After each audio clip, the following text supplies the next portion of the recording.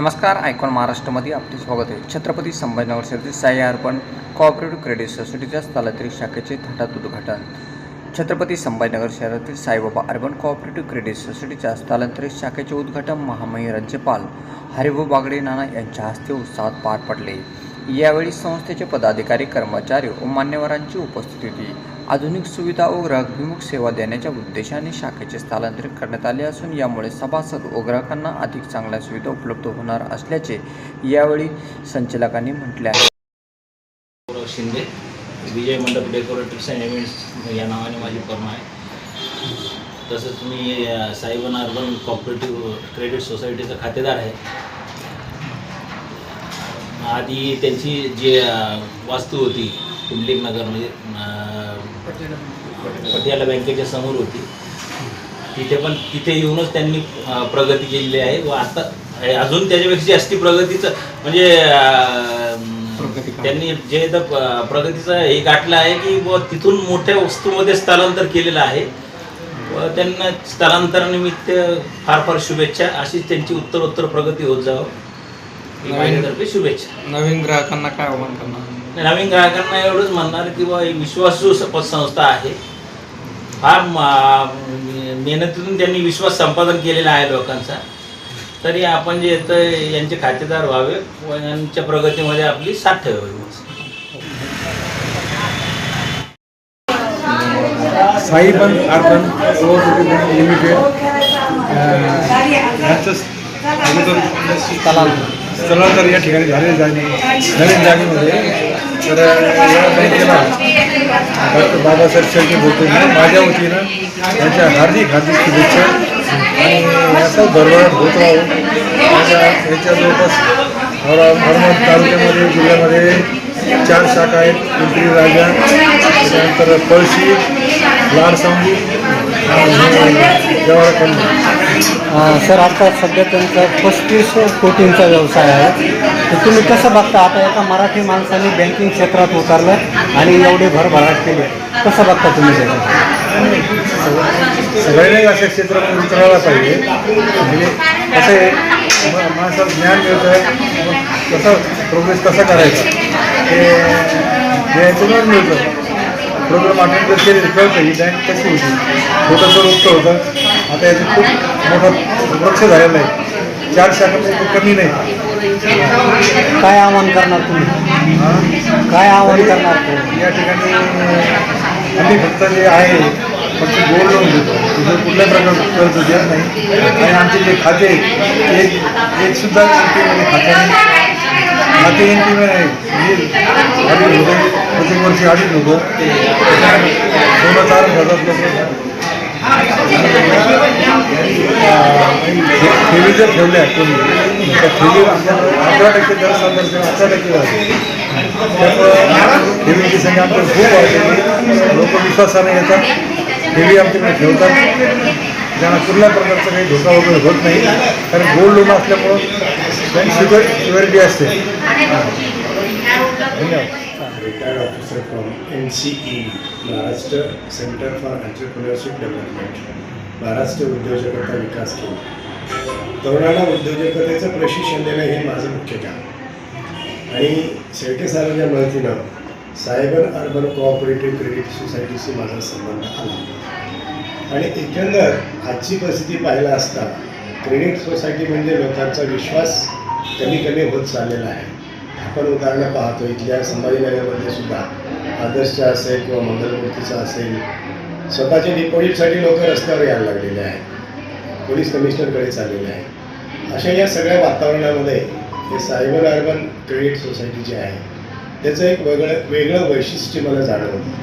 आणि ते म्हणजे जेव्हा मी यांचे हे पाहिलं, रिपोर्ट्स पाहिले, तर याच्यामध्ये 0 NPA आणि 0 NPA हे फार मोठा प्लस पॉईंट आहे क्रेडिट सोसायटीमध्ये.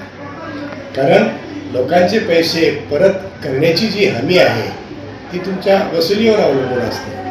संस्थेची ताकद जी असते ती वसुलीवर अवलंबून असते. केवळ कर्ज वाटणं हेच मुख्य नसतं, तर ती कर्ज वसूल पण तेवढ्याच चांगल्या सक्षम पद्धतीनं झालं पाहिजे. आणि ते वसूल होण्याचं काम, वसूल करण्याचं काम साईबाबा अर्बनचे सगळे कर्मचारी करतात. हे विशेष नवलाची गोष्ट आहे आणि म्हणून या संस्थेविषयी इतर संस्थेंच्यापेक्षा जास्त विश्वास मला निर्माण झालेला आहे. या संस्थेला त्याच्या या 7व्या वर्धापन दिनानिमित्त आणि स्थलांतराच्या निमित्त मी हार्दिक शुभेच्छा देतो. त्यांची अशीच प्रगती होत राहो आणि सगळ्या डिपॉझिटरचं इंटरेस्ट प्रोटेक्ट व्हावं हीच माझी सदिच्छा असेल. आता मी राजेश गौर पाटील, छत्रपती संभाजीनगर, राष्ट्रवादी काँग्रेस जिल्हा सरचिटणीस. शेळके साहेबमुळं मी माझा परिचय झाला आणि साहेबांना अर्बन संस्थेच्या कार्यक्रमाला मी भेट दिली. मला भेट दिल्याच्यानंतर संस्थेबद्दल मला चांगलं वाटलं, कारण आमच्याकडे बऱ्याच संस्था आहेत पण याचं कार्य खूप त्याच्यापेक्षा वेगळं आहे. कारण हे गोल्ड डिपॉझिट करूनच लोन देतात, त्याच्यामुळे ही संस्था शक्यतो जास्तीत जास्त शाखा होतील अशी आपल्या अपेक्षा बाळगतो आणि सर्वांना माहिती हार्दिक शुभेच्छा देतो. आपण बँकेचं नवीन वस्तू स्थलांतर नवीन वस्तू स्थलांतर साहेबांना आपण या संस्थेला चालू होऊन 5 वर्ष झाले पूर्ण. आमच्या सगळा 30-35 लोकांचा स्टाफ आहे, सगळं संचालक मंडळ आहे आणि एकदम सभासद हितचिंतक आणि जनतेच्या आशीर्वादानं ही संस्था एकदम म्हणजे प्रगतीपथावर आहे. आज नवीन जागेत आम्ही स्थलांतर केलं. मागच्या 3 वर्षापूर्वी ती जागा घेतलेली आम्ही. इथेही एकदम चांगला व्यवसाय झाला आणि इथं सुद्धा आता नवीन जागा बागडे नाना माननीय राज्यपाल राजस्थानचे महामहिम त्यांनी त्यांच्या हस्ते आपण इथं स्थलांतराचं उद्घाटन केलं आणि सगळी टीम आमची चांगलं काम करते. जनतेच्या सेवेची संधी आम्हाला मिळाली, त्यातच आमचं बँकेचा प्रवास कसा राहिला एकंदरीत? बँकेचा प्रवास असा राहिला की आता सध्या बँकिंगमध्ये किंवा पतसंस्थेमध्ये खूप म्हणजे मागं अनेक पतसंस्थांनी थोडे प्रॉब्लेम क्रिएट केले, त्यामुळं त्याचा काही परिणाम आता त्याच्यावर? इफेक्ट मार्केटमध्ये आहेच. खूप संघर्षातून आम्ही संस्था उभी केलेली आहे. आम्ही म्हणजे सगळे शेतकऱ्यांची मुलं आहेत, सगळ्या शेतकऱ्यांच्या मुलांनी मिळून नोकरी करत असताना ही पतसंस्था काढली. आम्ही नोकरी करता करता आम्हाला कल्पना सुचली, आम्ही सगळ्यांनी पतसंस्था चालू केली. 5 वर्ष झाले. आज आमचा जवळपास साधारणतः 35 कोटी रुपयाचा बिझनेस आहे आणि साधारणतः आमचे 20,000 सभासद आहेत. सोने तारण हा मुख्य व्यवसाय आपल्या संस्थेचा. ठेवी स्वीकारणे आणि सोने तारण कर्ज वाटणे. सोने तारण कर्जामुळं लोकांचा जो पैसा आहे, जनतेचा जो पैसा आहे तो म्हणजे सुरक्षित राहतो, कारण सोन्याचे भाव शक्यतो कमी होत नाही आणि त्यामुळं बँक अडचणीत येण्याचा विषयच येत नाही. 100 वर्षसुद्धा ही संस्था अडचणीत येणार नाही असा जर व्यवसाय चालला. त्यामुळं सभासदांचे आणि आमच्या हितचिंतकांचेच आम्ही धन्यवाद व्यक्त करतो. सर, काही आपण ठेवीबरोबर काही कर्ज प्रकरण वितरण वगैरे केले करतो? ठेवीबरोबर आम्ही जे छोटे छोटे व्यावसायिक आहे जे की रोज पिगमीमध्ये कलेक्शन भरतात, जसं कोणी भाजीच्या गाडीवाला असेल किंवा एखादा किराणा दुकानदार असेल, छोटे छोटे व्यावसायिक जे ते 500, 100, 200 रुपये भरतात, त्यांना आम्ही 25,000, 30,000, 50,000 अशा स्वरूपात कर्ज देतो. त्यामुळं कर्ज डुबण्याचा विषय नाही राहत. कलेक्शनमध्ये च्या माध्यमातून ते कर्जाचे हप्ते ते भरतात, त्यामुळं ते कर्ज वसूल व्हायला अडचण येत नाही. मराठी माणूस असा बँकिंग व्यवसायामध्ये उतरत नाही. तुम्ही कसं या क्षेत्रात उतरला? अनेक शेतकऱ्यांचा मुलगा म्हणून कसं धाडस केलं? मराठी माणसाला सर वावच नाही कुठं, पण आम्ही हे डेअरिंग केली नोकरी करता करता आम्ही सगळेजण नोकरी करत होतो एका चांगल्या नामांकित संस्थेत. तिथून आम्ही 15-20 वर्ष तिथे नोकरी करून शिकलो आणि नंतर मग आम्ही या व्यवसायात उतरलो.